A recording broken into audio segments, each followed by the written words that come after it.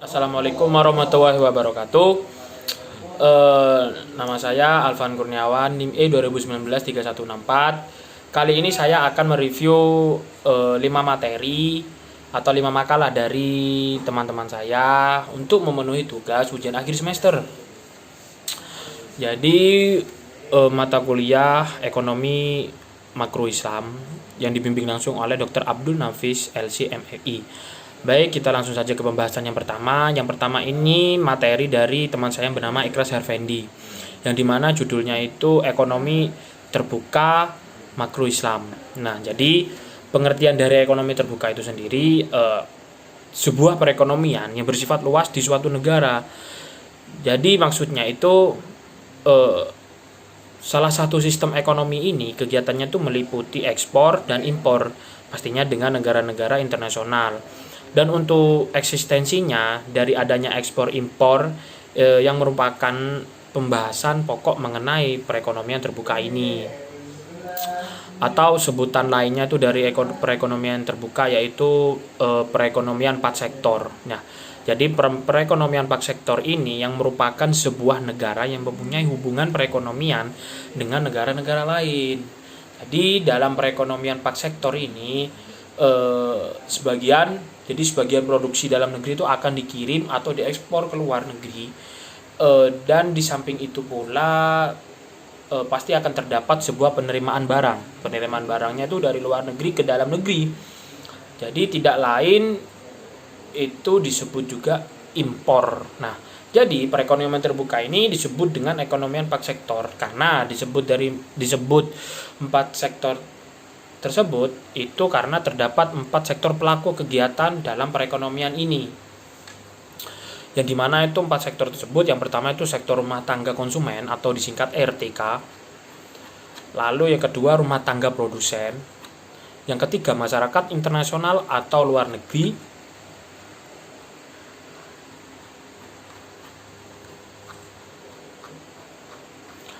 Nah, lalu untuk sektor rumah tangga konsumen atau RTK ini, jadi rumah tangga konsumen ini merupakan tempat dari pemilik berbagai faktor produksi yang dibutuhkan oleh rumah tangga produsen atau disebut juga perusahaan. Jadi sektor rumah tangga konsumsi ini mencakup dari beberapa pelaku, yang dimana pelakunya itu individu atau bisa juga kelompok atau individu atau bisa juga itu kelompok orang yang memenuhi hidup dengan menggunakan barang dan jasa. Jadi dalam hal ini peran rumah konsumen ini mengkonsumsi nilai guna dari suatu barang produksi atau sebuah jasa yang disediakan oleh produsen. Jadi selain itu peran RTK itu menyediakan faktor produksi juga yang dibutuhkan oleh rumah tangga produsen atau RTP. Lalu yang kedua itu rumah tangga produsen atau RTP tadi. Jadi rumah tangga produsen ini merupakan pelaku dari kegiatan perekonomian. Jadi perekonomian dari sektor badan usaha atau perusahaan yang didirikan perorangan. Jadi perusahaan yang didirikan perorangan atau bisa juga yang didirikan berkelompok. Jadi menghasilkan sebuah produk atau jasa tapi dalam upaya demi memenuhi kebutuhan masyarakat. Itu. Lalu yang ketiga rumah tangga negara atau RTN. Nah, rumah tangga negara ini atau pemerintah itu merupakan pelaku ekonomi yang dapat menghasilkan barang dan juga jasa sih untuk memenuhi kebutuhan pastinya untuk memenuhi kebutuhan masyarakat negara itu sendiri. Jadi dalam hal ini nih pemerintah itu pasti memiliki peran. Nah, pelaku perannya itu lebih ke peran kegiatan ekonomi. Jadi pemerintah ini lebih tepatnya ini sebagai regulator atau mengatur, sebagai konsumen juga sebagai produsen, lalu sebagai agen pembangunan guna untuk membangun perekonomian di suatu negara tersebut. Lalu yang keempat ini masyarakat internasional atau bisa disebut luar negeri. Jadi masyarakat luar negeri ini merupakan salah satu dari pelaku kegiatan ekonomi terbuka ini. Disebabkannya karena perbedaan mengenai SDA dan SDM di tiap-tiap negara. Pasti ada perbedaannya di setiap negara itu. Jadi oleh karena itu masyarakat luar negeri ini pasti akan saling membutuhkan produknya itu dalam negeri ataupun masyarakat dalam negeri itu membutuhkan produk luar negeri. Jadi sehingga terciptanya ekspor dan impor pada suatu negara seperti itu. Baik, yang selanjutnya materi kedua, yang dimana materi kedua ini saya mengambil punya Dianisa Ayu Safira yang berjudul Pendapatan Nasional dan Metode Perhitungan Pendapatan Nasional Makro Islam. Jadi sebelum itu kita membahas dari pengertian atau ruang lingkup pendapatan nasional. Jadi secara sederhana pendapatan nasional itu dapat diartikan sebagai jumlah barang dan jasa yang diproduksi oleh suatu negara dalam periode tertentu atau biasanya ya setahun sekali itu. Jadi istilah terkait berbagai pendapatan nasional ini itu istilahnya banyak. Ada produk domestik bruto yang disingkat jadi GDP atau gross domestic product. Lalu produk nasional bruto atau biasa disebut gross national product. Lalu yang ketiga itu ada produk nasional neto atau biasa itu disingkat julukannya itu NNP. Jadi untuk perhitungan pendapatan nasional ini pasti akan memberikan perkiraan. Jadi perkiraannya itu lebih ke GDP-nya atau gross domestic product. Nah, jadi secara teratur yang merupakan indikator dari performasian perekonomian ini. Jadi dalam produksi pastinya itu dalam lingkup produksi barang dan jasa. Nah, selain itu perhitungan pendapatan nasional itu pasti juga membantu menjelaskan kerangka hubungan antar variabel makroekonomi yang dimana tuh hubungannya seperti output, pendapatan, dan pengeluaran. Lalu untuk perhitungan pendapatan nasional ini, nah jadi pendapatan nasional ini perhitungannya itu yang mengukur aliran uang dan barang pasti dalam perekonomian itu dapat dihitung dengan pastinya ini di sini untuk perhitungan pendapatan nasional itu ada 3 metode untuk menghitungnya, yang dimana itu pendekatan produksi atau produksi price. Lalu yang kedua pendekatan pendapatan dan ketiga pendekatan pengeluaran. Jadi seperti itu selebihnya yang saya tahu untuk pendapatan nasional dan metode perhitungan pendapatan nasional makro Islam. Baik, lalu yang ketiga ini ada materi dari teman saya yang bernama Muhammad Ramadan Huda Rahmatullah. Jadi materi Huda ini lebih ke prinsip-prinsip ekonomi Islam. Jadi untuk prinsip ekonomi ini merupakan usaha, jadi dengan pengorbanan sekecil-kecilnya. Untuk apa? Pastinya di sini pengorbanannya itu untuk mendapatkan barang atau jasa yang besar-besarnya lah pastinya. Nah, untuk prinsip tersebut memang sih seakan-akan memperlihatkan bahwa tidak ada kata rugi dalam kegiatan ekonomi manusia ini. Tapi pastinya di sini dengan suatu pengorbanan yang sekecil-kecilnya itu untuk memperoleh keuntungan sebesar-besarnya. Jadi dasar berpikir dalam prinsip ekonomi ini gini, jadi dengan pengorbanan tertentu itu diperoleh kepuasan sebesar-besarnya, atau juga itu dengan pengorbanan sekecil-kecilnya itu demi mendapatkan kepuasan tertentu. Jadi ilmu ekonomi ini bisa dikatakan ilmu pengetahuan yang mempelajari perilaku manusia sebagai hubungan antara tujuan dan sarana langkah yang memiliki kegunaan-kegunaan alternatif. Nah, untuk ilmu ekonomi itu sendiri dari studinya itu studi yang mempelajari cara-cara manusia bagaimana mencapai kesejahteraan dan mendistribusikannya. Kesejahteraannya ini dimaksud seperti apa ya? Jadi segala sesuatu yang dimaksud itu jadi segala sesuatu yang memiliki nilai dan harga. Ya, pastinya yang mencangkup barang-barang dan jasa yang diproduksi dan dijual oleh para pebisnis ekonomi. Nah, di sini dalam praktek di sini ada 5 sistem ekonomi yang dikenal masyarakat dunia. Yang pertama itu kapitalisme, lalu yang kedua sosialisme, ketiga fasisme, keempat komunisme, lalu kelima ekonomi Islam itu sendiri. Lalu untuk tujuan prinsip ekonomi ini seseorang itu dalam memegang prinsip itu pasti memiliki tujuannya. Yang pertama, tujuan prinsip ekonomi ini mendapatkan hasil atau keuntungan yang lebih maksimal. Lalu yang kedua, menggunakan alat kemampuan dalam modal atau pengorbanan yang dimiliki. Ketiga, menghindari keinginan dan memperkecil segala resiko kerugian. Keenam, mengatur pengeluaran sesuai kemampuan yang dimiliki. Lalu yang ketujuh itu prinsip ekonomi ini lebih bersifat teori yang dari sisi duniawinya. Jadi gitu. Untuk jenis-jenis prinsip ekonomi itu banyak ya. Jadi prinsip ekonomi itu ada yang dinamakan prinsip ekonomi konsumen, lalu prinsip ekonomi penjual, prinsip ekonomi produsen itu juga ada. Jadi ada 3 sih. Lalu macam-macam prinsip ekonomi ini, yang pertama ini dari tiap orang yang menghadapi trade off. Jadi tidak ada yang gratis di dunia ini. Jadi ketika Anda harus memilih sesuatu, jadi maka sesuatu yang lain itu pasti akan dikorbankan. Nah, pengorbanan ini bisa berupa waktu, uang, konsentrasi atau apapun gitu. Lalu di sini ada yang kedua, pengorbanan biaya untuk mendapatkan sesuatu. Hal ini biasa disebut opportunity cost, yang artinya itu ialah biaya kesempatan. Jadi kesempatan ini akan hilang dan berubah menjadi satu pilihan yang pasti Anda putuskan.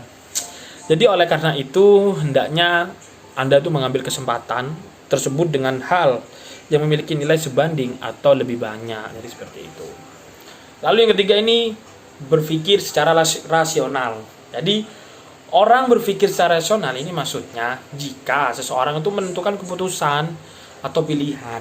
Jadi orang tersebut itu melakukannya dalam pikiran yang rasional. Jadi seorang yang akan berpikir secara rasional ini pastinya akan mendapatkan keuntungan dan apa yang menjadi kerugian itu dari kesempatan yang akan dipilih untuk keselanjutannya. Jadi seperti itu. Lalu yang keberapa ini ya? Materi yang keempat lebih tepatnya. Iya, materi yang keempat. Jadi materi yang keempat ini saya ambil punya Ahsanul Holikin, teman saya Ahsanul Holikin, yang dimana ini judulnya itu keseimbangan kufra Islam, makro Islam. Seperti itu.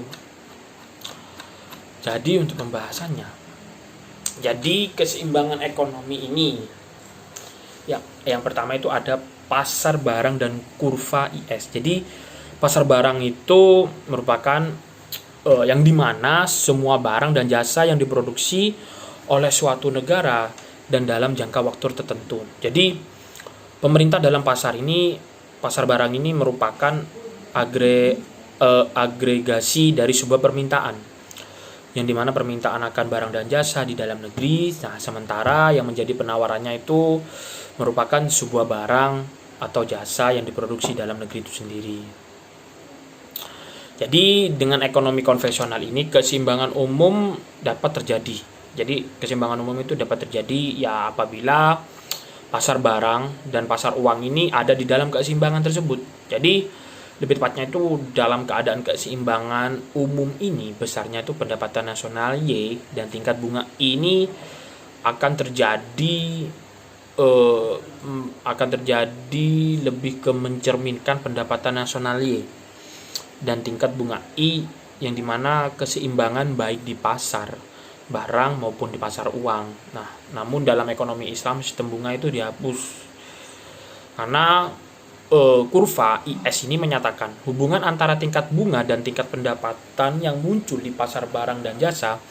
Jadi kurva IS ini juga menyatakan investasi dan tabungan. Jadi dengan asumsi perekonomian tertutup yang dimana ekspor jadi nol itu, maka pengeluaran yang direncanakan itu jumlah konsumsi C, investasi yang direncanakan I, dan pembelian pemerintahan J. Seperti itu. Lalu pasar barang dan kurva IS dalam perspektif Islam. Jadi pada sistem ekonomi Islam, bunga itu tidak diberlakukan. Nah, sehingga keseimbangan di pasar ini lebih tepatnya ke pasar barang. Jadi pada ekonomi Islam ini sangat berbeda sekali dengan keseimbangan pasar barang pada sistem ekonomi konvensional. Nah, dari hal ini karena sistem bunga itu dihapus Nah, tapi dihapusnya itu ada gantinya. Ini diganti lebih tepatnya dengan tingkat keuntungan yang diharapkan. Jadi rumusnya itu R. Jadi secara matematis itu hubungan fungsional antara pengeluaran konsumsi rumah tangga atau rumusnya itu C dan pendapatan yaitu dapat dinyatakan seperti C. Jadi C sama dengan F, Y dengan C sama dengan C1 plus 2. Jadi C1 ini pendapatan Muzaki atau pendapatan anggaplah C1 ini pendapatan dari Gus Mukid. Lalu C2 ini pendapatan dari Bapak Cahya, yang dimana jadi investasi perusahaan dalam ekonomi Islam ini tergantung pada tingkat keuntungan. Tingkat keuntungannya itu seperti apa? Jadi ke tingkat keuntungan yang diharapkan dan biaya aset yang kurang produktif. Nah, jadi pendapatan Gus Mukid dan pendapatan Bapak Cahya ini makin tinggi gitu loh, keuntungan yang diharapkan. Gitu. Lebih tepatnya ini lebih ke Bapak Cahyanya yang lebih tinggi keuntungannya daripada ke pendapatan Gus Mukidnya ini. Keuntungan yang diharapkan itu pasti akan makin besar karena biaya aset yang kurang produktif itu maka dari situ semakin besar investasi yang dilaksanakan itu akan sebaliknya gitu loh, akan menurun juga. Jadi dalam analisis keseimbangan sektor real ini, kondisi keseimbangan perekonomian dapat digambarkan ke dalam sebuah kurva yang disebut itu kurva ISI atau kurva ISI ini biasanya kurva ISI ini merupakan tempat kedudukan titik yang menghubungkan tingkat keuntungan yang diharapkan atau rumusnya itu R dan pendapatan nasional itu Y. Jadi yang dimana pasar barang berada dalam kondisi keseimbangan. Jadi seperti itu. Lalu materi yang kelima ini saya ambil dari atau punya Siti Mardia. Nah, materi Siti Mardia ini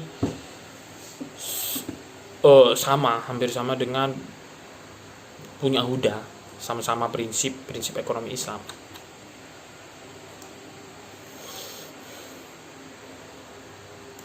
Cuma di sini ilmu ekonomi itu sebagai salah satu cabang ilmu sosial dedikasikan untuk mempelajari perilaku manusia dalam memenuhi kebutuhan dan keinginannya yang tak terbatas. Jadi dengan mengoptimalkan alternatif penggunaan sumber daya yang langka, jadi kontradiksi ini antara kelangkaan sumber daya dan ketidakterbatasan kebutuhan itu akhirnya manusia itu mengharuskan sebagai homo economicus. Jadi artinya itu senantiasa bertindak dalam konteks optimalitas pilihannya itu. Jadi di zaman sekarang itu manusia harus pintar-pintar mempertimbangkan.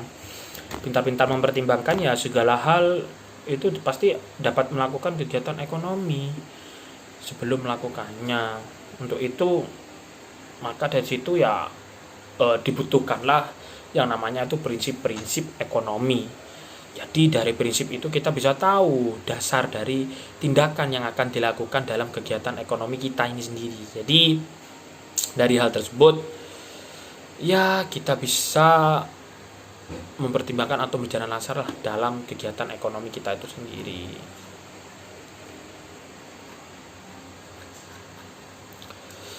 Lalu di sini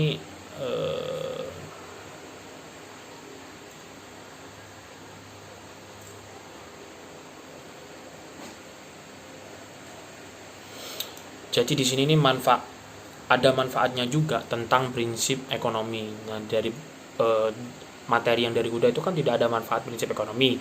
Kalau materi dari teman saya ini Siti Mardia ini ada yang namanya manfaat prinsip ekonomi. Jadi manfaat prinsip ekonomi ini yang pertama itu mengoptimalkan sumber daya yang ada untuk memperoleh keuntungan. Keuntungannya pasti yang maksimal lah. Lalu yang kedua bekerja hemat. Jadi bekerja hemat itu pastinya dengan cepat, tepat untuk memperkecil resiko kerugian atau kerusakan juga. Ketiga, mencapai tujuan dengan tepat waktu dan berhasil untuk mencapai tingkat kemakmuran yang diinginkan. Lalu keempat, mencapai hasil kerja yang terjamin mutunya untuk memenuhi tingkat kepuasan pelaku ekonomi tersebut. Jadi yang kelima itu hidup lebih maju dalam persaingan yang sehat. Jadi kita akan lebih memahami itu bagaimana sih situasi dan kondisi yang terjadi di pasar. Jadi sehingga kita dapat mengambil keputusan tepat. Makanya itu kita harus mempelajari yang namanya prinsip-prinsip ekonomi, yang dimana itu ada sebuah dasar yang buat kita itu memiliki ilmu yang sangat kuat. Jadi oleh sebab itu kita ini juga harus perlu yang namanya itu memahami prinsip ekonomi, sehingga ya kita ini jika memahami prinsip ekonomi tersebut dapat menerapkan dengan baik dalam kehidupan sehari-hari kita. Jadi sekian untuk video review 5 materi ini, dimana itu pasti untuk memenuhi tugas ujian akhir semester. Cukup sekian. Jika saya ada salah kata atau salah dalam penyampaian bahasa, saya mohon maaf sebesar-besarnya. Wassalamualaikum warahmatullahi wabarakatuh.